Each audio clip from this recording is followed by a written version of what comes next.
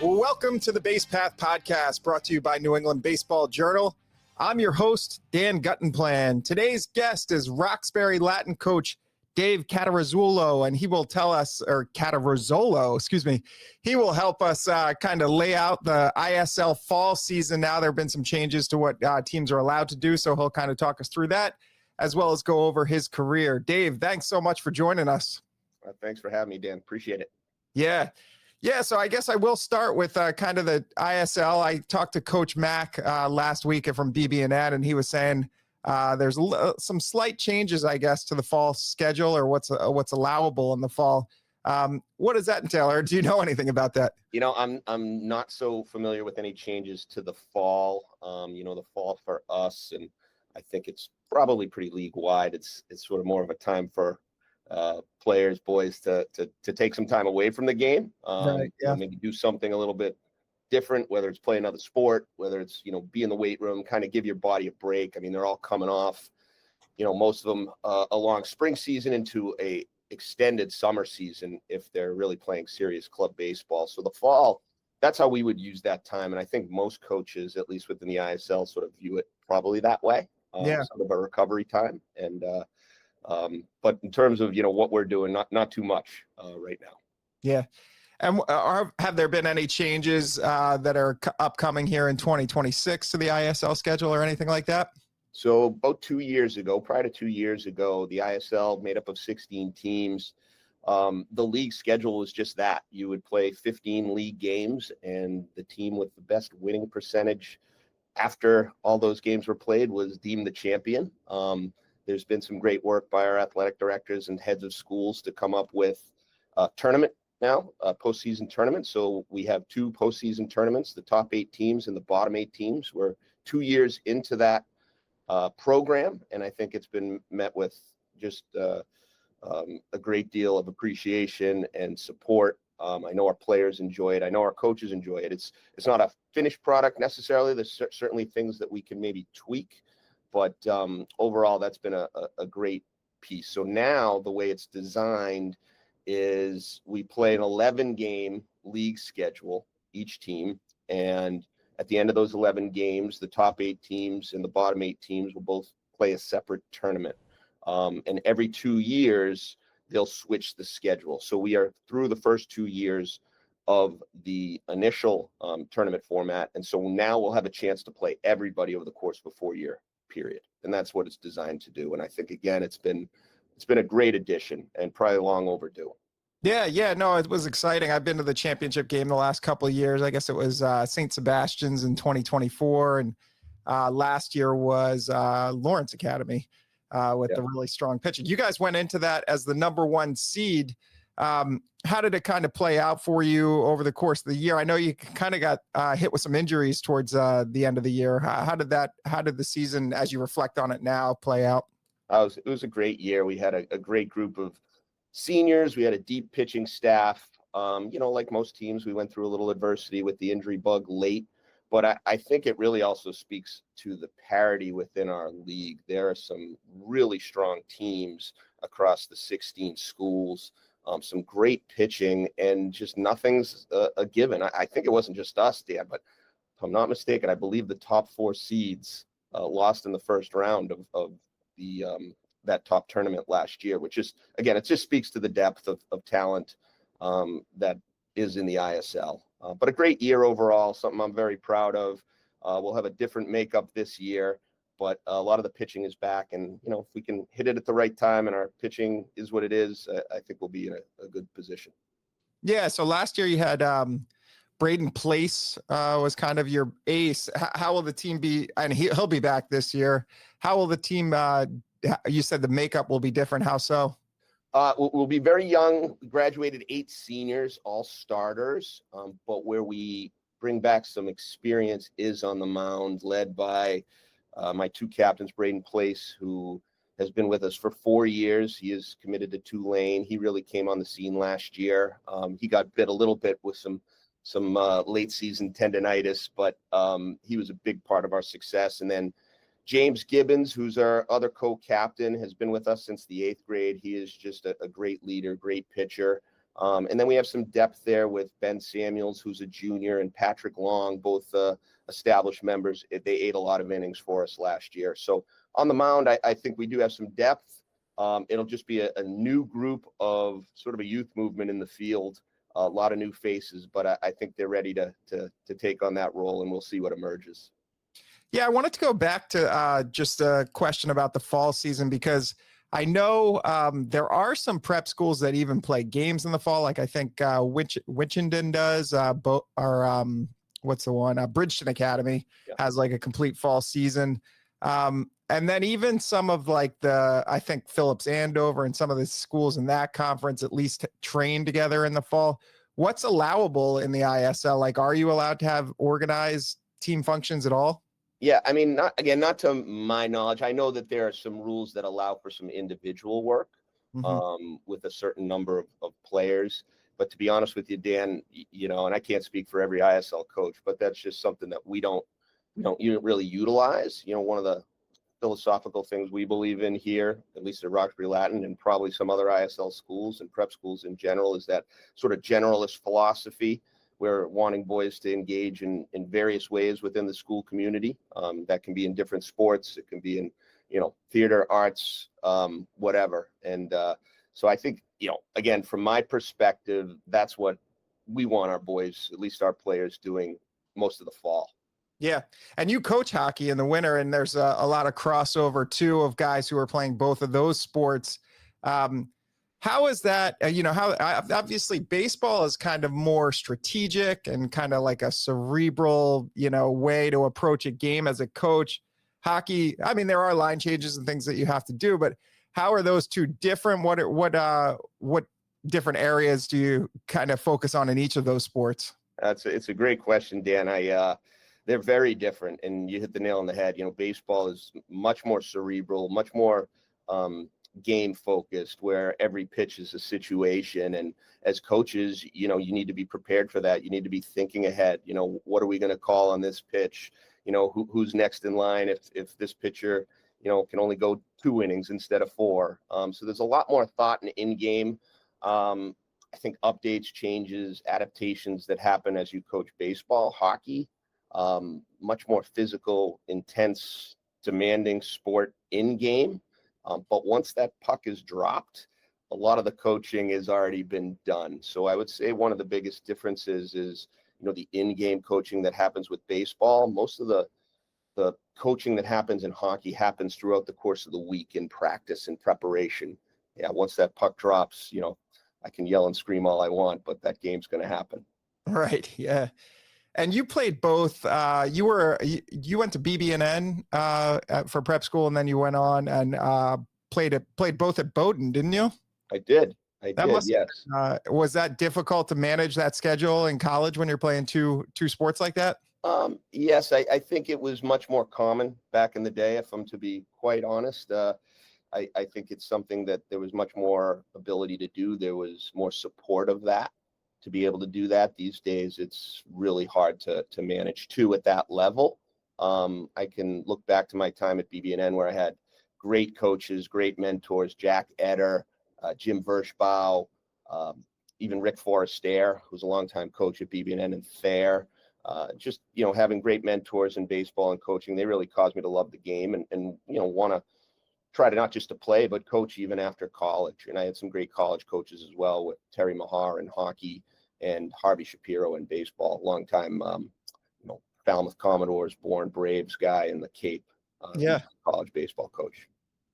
And how did you make that transition into coaching? Was it the first thing you did as a job when you got out of college, or how did you kind of make that transition? It was, yeah. I think I always wanted to go that route. My dad was a teacher coach. My mom was a teacher. It was sort of something I think that was in the blood. And I was lucky enough to find a graduate assistant position at Trinity College for hockey and baseball, which was a little bit unique. There weren't a lot of people with that background in playing. So it was a really good fit for me. I was able to get my master's degree there as well. Very thankful for my time there. I worked for John Dunham in hockey, and Bill Decker was the head baseball coach there, who I just learned a ton from Bill. Still stay in close contact with him. He's an important mentor in my life, and certainly on the baseball front as well. Yeah, and he's at Harvard now as the head coach. He was we've had him on the podcast too.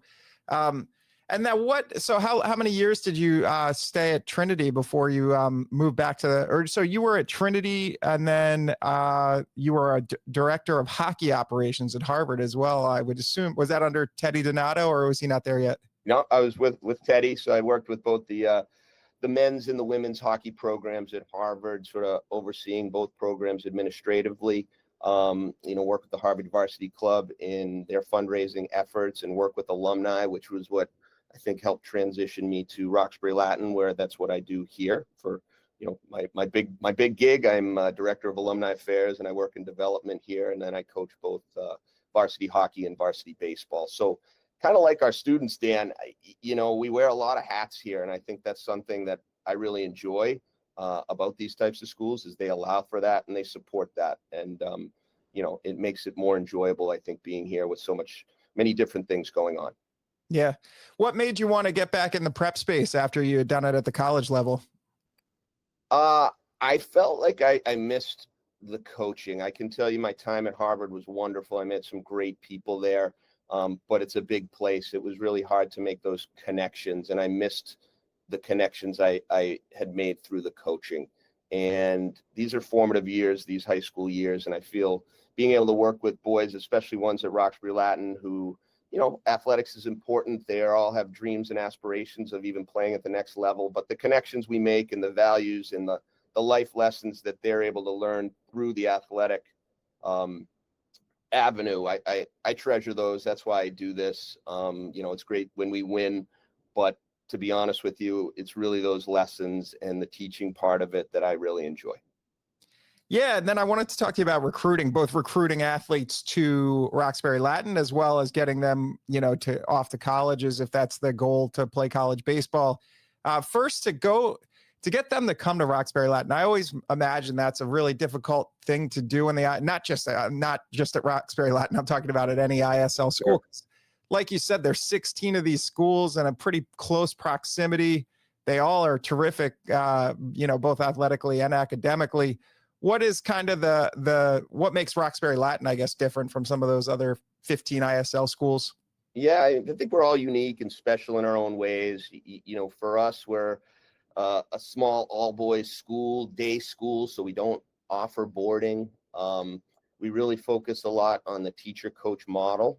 I think that's one of the reasons it's been a good fit for me. It's having coaches who work here full-time, who are around the boys throughout the course of a day, not just at practice. And I think that's one of the benefits I've found about coaching at this level. The entry points into Roxbury Latin are a little different.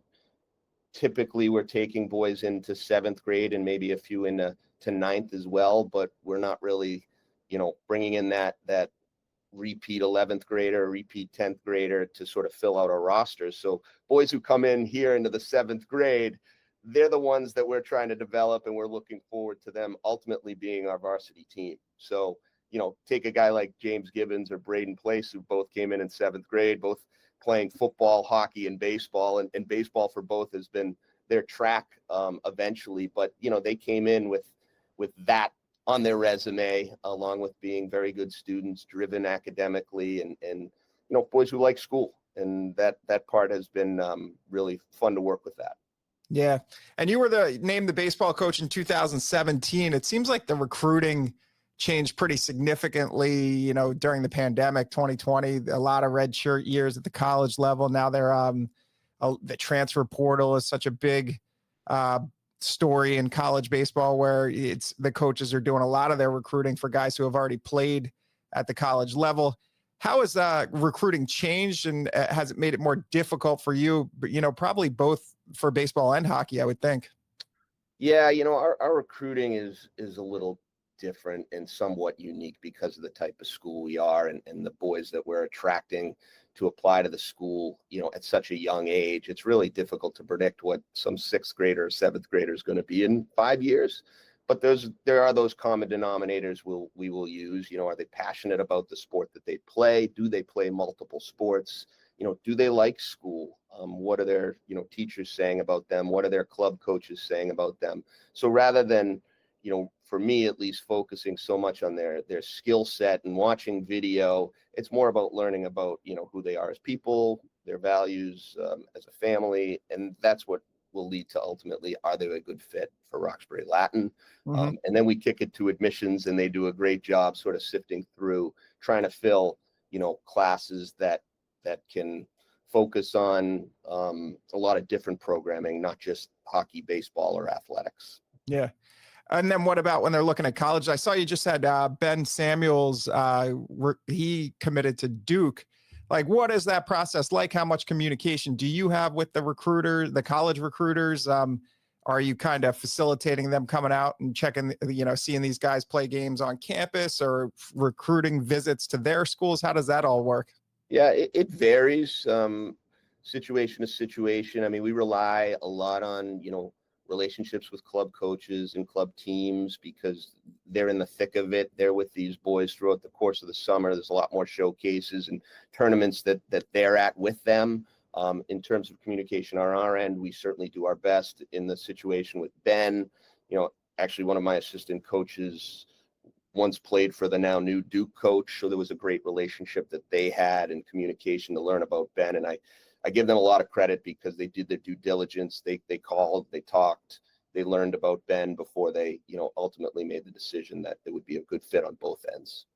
Yeah, that's great. And now, as you size up the ISL next year, are there, Lawrence, I guess they graduated, John Payon, and I think Logan Forgy is back. So, he would potentially be a big time arm for them. But who are the teams that you kind of look at as, favorites, or too early to tell? I mean, I got to tell you, it's hard. There's so much depth in the league. There's some really good pitching and some great coaches. Looking at it, Belmont Hill's always got depth. They got athletes. They got some horses there, and they're always very tough. I know that Chris Margraf at Lawrence has put some teams together the last 2 years. They've been in the finals. They seem to peak at the right time, and he does a great job managing them.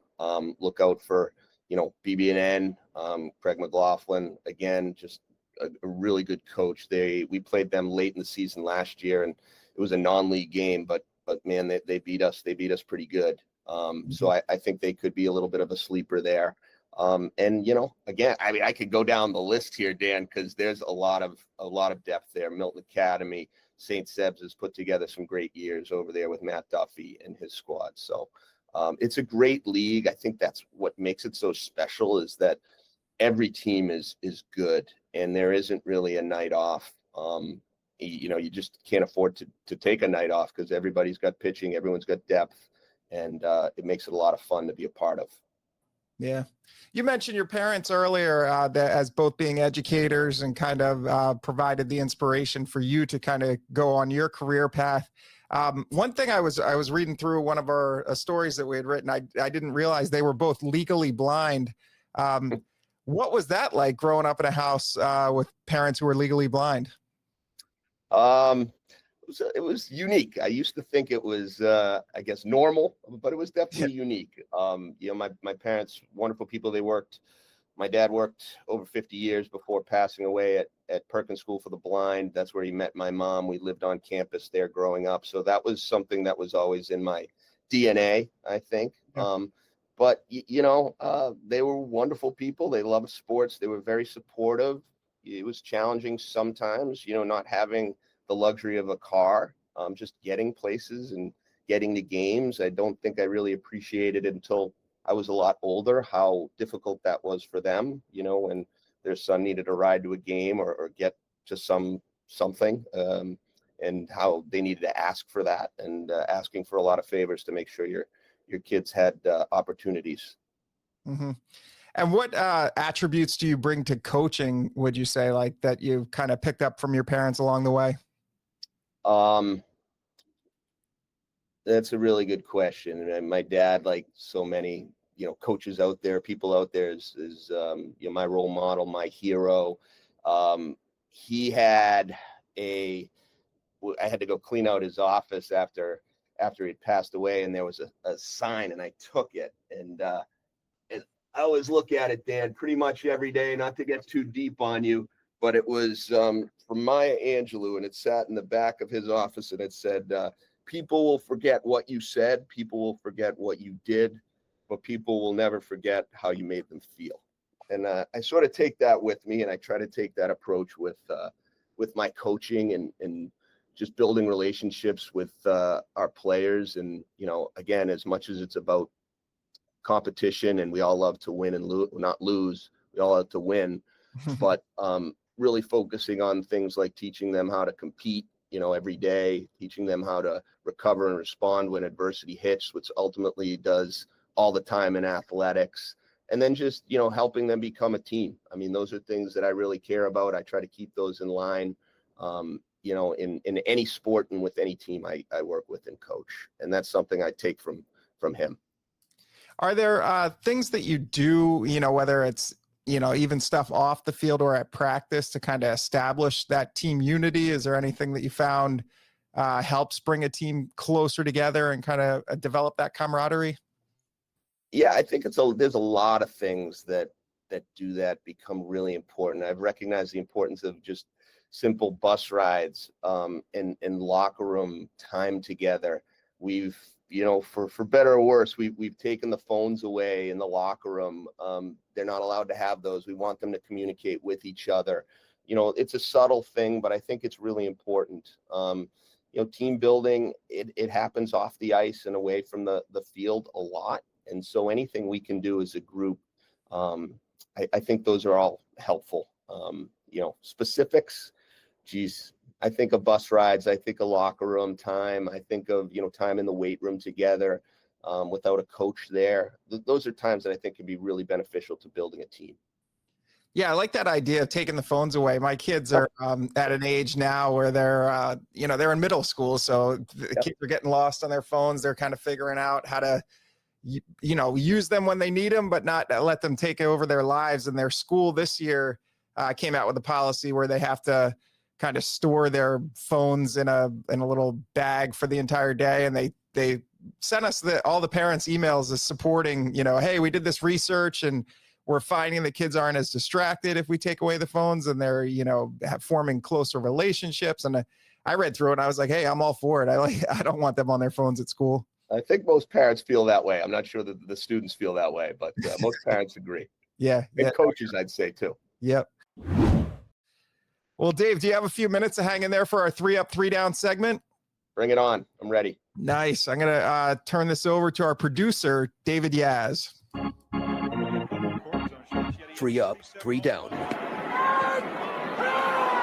Yes, welcome back to 3 Up, 3 Down, where I have 3 questions for both of our panelists. They're unprepared for these, so get ready for fireworks, dramatics, maybe. I don't know. We'll see how it goes. Everybody loves 3 Up, 3 Down. Come on, here we go. Question number 1. David, you can start with this one. We're just going to play a round of pro or con, overrated or underrated. First one, very simple. Stolen bases. Pro or con, overrated or underrated? Pro, underrated. Really? Okay. Tell us why. Oh, I think the stolen base is a lost art. I think it's really important in the high school game, certainly, and you can see how important it has become in the professional game now with the rule changes. So it's a lost art. I think Ricky Henderson, I think guys who can swipe bags and turn a single into a double or a double into a triple, underrated and a lost art. It's a pro. I'm all for it. I like that answer. Dan, how about you? Yeah, I'd probably say underrated. Like, I think when the Red Sox went through the whole, you know, like 2004-ish World Championship era, they kind of put it out there that they didn't care about stolen bases. And, you know, they were go station to station and hit the 3-run home run. Moneyball, no steals, no bunts. Yeah. Earl Weaver kind of had that approach with the Baltimore Orioles when he was a manager. But it's funny. I was recently went to Cooperstown and visited the Baseball Hall of Fame. And they have this video where Ricky Henderson he takes the career stolen base record from Lou Brock. And after he does it, he picks up third base, holds it over his head, and he's like, now on this day, I'm the greatest player of all time. So I don't think stolen bases were overrated in his head. Like, I think he thought, you know, if I set the career records, I'm the greatest player of all time. But For the general public, I think it's an underrated stat. Underrated. Right? Yeah, Okay. underrated stat. And I don't mean to diminish your point, Dan, but 2 footnotes on the Ricky Henderson thing. One, the day before he broke that record. Oh, wait a minute. Now, I might be confusing it because I'm thinking he broke the single season record at one point, and then he broke the overall record. Yep. When he broke the single season record, the day before he broke the record for caught stealing in a season, which people don't talk too much of that. And when he broke the career record, he made that big speech. And then later in the day, Nolan Ryan threw a no-hitter and upstaged him. Yeah. But anyway, Ricky Henderson was still an amazing player. But I think in a matter of speaking, what Trevor Story's done this year is even more remarkable. Was he have 32 steals, 0 caught stealing? Yeah. Incredible value to the team. Yeah. All right. Enough of me yapping. Let's move on to question number 2. Pro or con, overrated or underrated? Dan, we'll start with you this time. The expanded playoffs and wild card games. Here they are upon us as we record this. The first game of the playoffs is, I believe, tomorrow. And it's a little different. We got an extra layer of playoffs. We got 2 teams in each league receiving a bye. And we've got this initial 3-game series, which takes place all in one team's ballpark. So Red Sox won't be playing any games at Fenway in this round. Anyway, there you have it. Dan, pro or con, overrated or underrated? I'm going to say overrated, but it hasn't started yet. I bet I'll feel a lot different a week from now. But I feel like it takes a little bit of the excitement out of the end of the regular season when you have all these playoff, races and pennant chases and all that stuff. And I feel like September is not quite as exciting as it used to be. But I mean, I probably will feel different a week from now where, October is heating up and you're getting excited by these kind of shorter 3-game series as you lead into the more important series later in October. David, your thoughts? I'm going to come right at you, Dan, because I'm underrated, big fan, playoffs here. Nothing better than October baseball, especially in New England, and thinking about the Red Sox Yankees tomorrow. I couldn't be more excited as a fan. I think as a coach and seeing the benefit recently of postseason play with our baseball program and our league and how special that has been, just to give the opportunity of our players and our student athletes the ability to play in the postseason, to build something throughout the course of the year. That's been a huge value and something that I think is very beneficial and I'm excited about. Yeah, in friendly counterpoint, Dan, there was a lot of drama on the last few days of the season, right? Yeah. So it didn't remove. I mean, a lot of it was. There's only a few teams that are either out or in, but it was there. We experienced a little bit of, I think the Germans call it Schadenfreude, when something bad happens to the Mets, and man, did they have a historic collapse? Yeah. It's just weird to have 3 games at Yankee Stadium, or 3 if necessary, I guess, at Yankee Stadium. But I guess when you think about it, that there's not really an alternative. I guess it wouldn't make sense to go back and forth both cities between all 3 games. Did Detroit end up getting in? They kind of collapsed too at the end.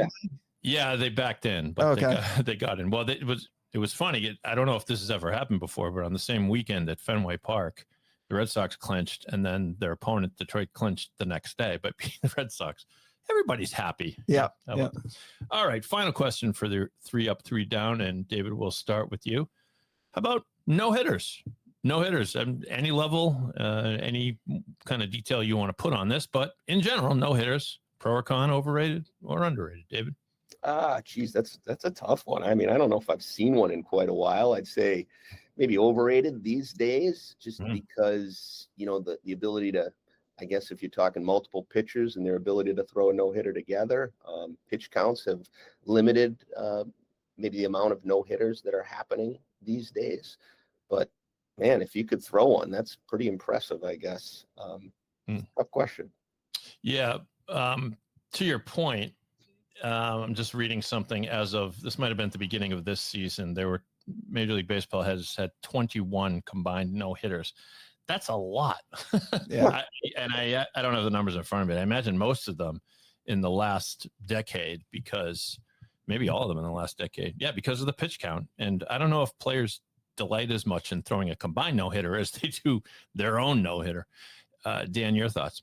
Yeah, I'd say the combined no-hitter is overrated, and the single person pitching 9 innings and getting a no-hitter is underrated. But yeah, I like the idea of like the guy finishing the game on the mound in the 9th inning and celebrating his own no-hitter instead of like, 4 guys running to the mound, putting their hands together.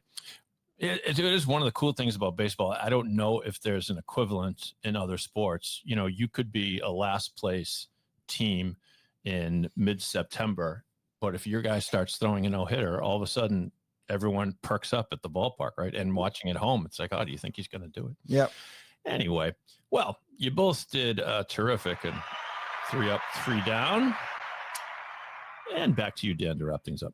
Jinxing a no-hitter is overrated. I don't believe in that. You don't? No. Oh, I do. Oh, do you? Yeah, you can't say it. Yeah. In fact, I lament that we said it on this podcast.